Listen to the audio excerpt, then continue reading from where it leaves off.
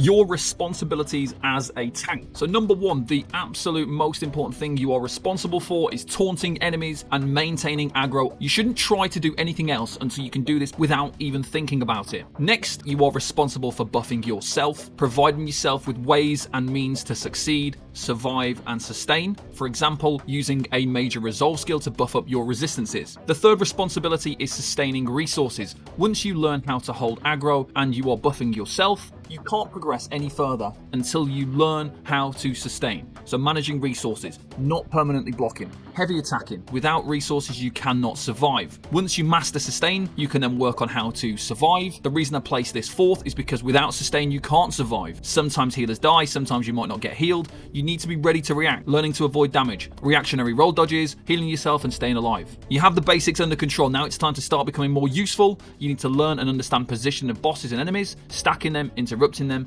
crowd controlling them, to offer your group the potential to kill things faster and more efficiently. At this stage, your main focus is learning and knowing all fight mechanics and tactics. This is not an easy step because there is a lot of content, but you have to know all of this to progress onto the more advanced aspects of tanking. So it's time to add more and more enemy debuffs. These are extremely valuable and you have full control over them because you will be face to face with the enemy 99% of the time. Reducing the damage the enemy can do and increasing the damage that they can take is vital towards improving your group's success. Finally, buffing your group. Debuffing the enemy is passively buffing your group's ability, but providing group buffs and micromanaging short cooldown buffs and benefits is your final responsibility as a tank. Rolling many different gear, skill, and passive cooldowns to maximize both you and your group's ability will make your life easier and lead to quicker, smoother clears.